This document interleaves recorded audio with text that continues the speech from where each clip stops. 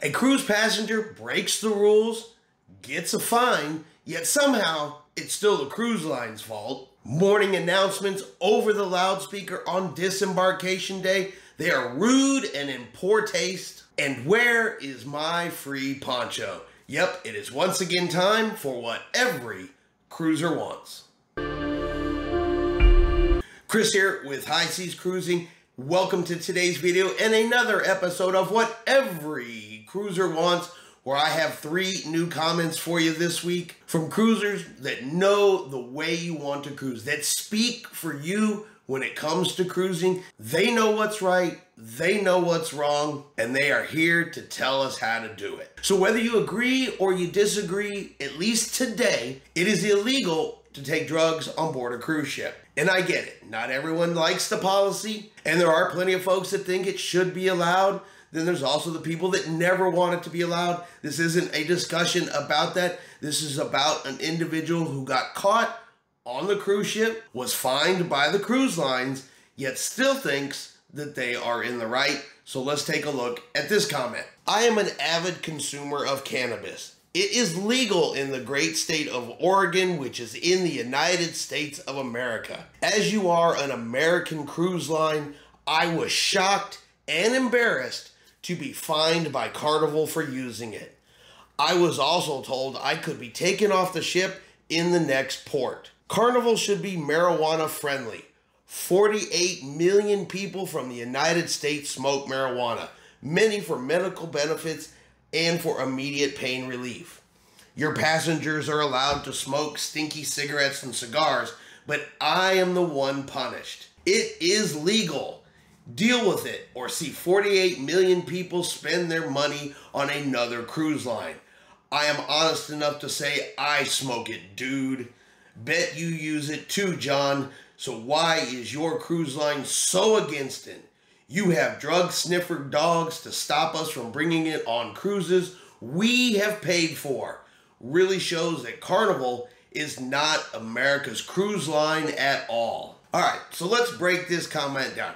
There are obviously many states here in the United States where it is legal. There are also states where it is still illegal. That may change in the future, but that's the way it is today. However, it is not legal at the federal level. There is no federal law legalizing the smoking of marijuana. So when this particular comment says it's legal in your state, yes.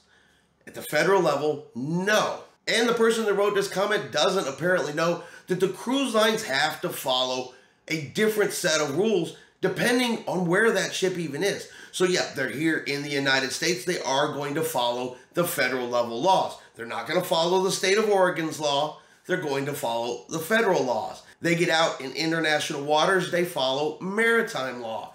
And then they also have to follow the laws of the countries that they stop and visit in. So just because it's legal in Oregon does not mean that it's good at a port stop in the Caribbean. Cruise lines have multiple sets of laws that they have to follow. And like I said, this could all change in the future. And I know people that want it to change in the future. But as of today, it is illegal, even if it's legal in your state. And yes, there are now drug sniffing dogs. Yes, you signed a cruise contract and agreed not to do it. It says no illegal drugs on board the ships. And I'm sorry, you got caught, you got fined, and yes, they can put you off in the next cruise port for doing it. But what do you guys think? Are you happy the way the laws are right now and that it is illegal to have on board the ship? Do you think that it should be allowed on board the ship? And do you think Carnival was wrong for catching this individual and giving him a fine? Let me know in the comments below what you guys think. All right, disembarkation day. It's not anybody's favorite day. We all get that. And yes, in the morning, the cruise directors or somebody will come on and make announcements letting you know about the disembarkation process, whose turn it is to get off the ship, places you're not supposed to be, places you can go wait, all of the disembarkation information. It's normal. But this particular comment, boy, they don't like those announcements at all. Question about your cruise directors. Carnival has a tendency witnessed on most of DW and my 20 sailings To add insult to injury on disembarkation morning, cruise director comes booming into your cabin via the PA system. The intent being to basically prod everyone to wake up. It is disguised as a "we hope you had a wonderful time" and informational luggage tags, deck zone, etc. message. It is in poor form. No other cruise line does this, I am telling you. It is less than a joke. Most often that message seems to start around or shortly after 7 a.m. I read one review, Magic in New York City, where it began at 6:30. Stop the announcements. They are rude and condescending and serve little purpose. We know we have to get off the ship. There is a flyer in our room. Leave it at that. All right, so the morning disembarkation messages. Are they really rude? Are they really condescending? Because I've heard them a bunch of times and I have never taken them that way. They are informational. Hey, don't go there. Go over here instead. It's your turn to get off the ship. Things that you think people probably want to know in the morning. But my favorite of this entire comment is no other cruise line does this. Which, guess what, is utterly false information. I just got off Allure of the Seas and they made these announcements over the PA system in my cabin on disembarkation morning. So I guess there are other cruise lines that actually do this. But what do you guys think? Is the morning disembarkation messages, are they in poor form? Are they rude? Are they condescending? Or are they exactly what they seem to be, which is information you need to get off the ship as quickly as possible, even if you don't want to, because who really wants to disembark? And finally, where does the cruise line's responsibility end and a passenger's personal responsibility begin? Well, for this commenter, it ends and begins at ponchos. Why does Carnival Cruise Line not provide ponchos? We did the same cruise on blank. They had free ponchos for everyone. 2 of the ports on our Hawaii cruise had rain. No ponchos. Very poor. So my first question to this is can someone tell me which cruise lines provide free ponchos? Is anybody aware of any cruise line that provides free ponchos?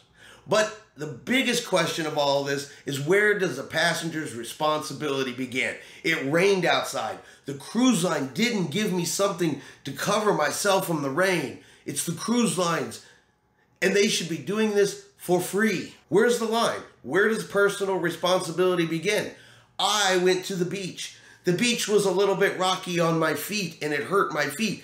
The cruise line should have provided me free water shoes. Or is it my responsibility to bring that sort of thing on the cruise? But you guys let me know what you think. 1, does anybody know the cruise line that provides the free ponchos? I'm just curious about that because, you know, they always say every other cruise line does it.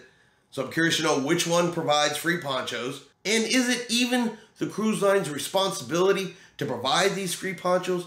Or should passengers have a little bit of responsibility and bring what they think they might need, which could include rain gear, depending on where you're cruising? And that's our video today for what every cruiser wants.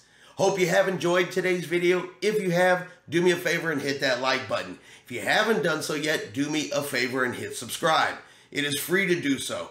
Helps our channel grow. Let you know anytime we put out a new video. Hope everyone out there is having a really great day and a really great weekend. And like always, we will see you out on the high seas.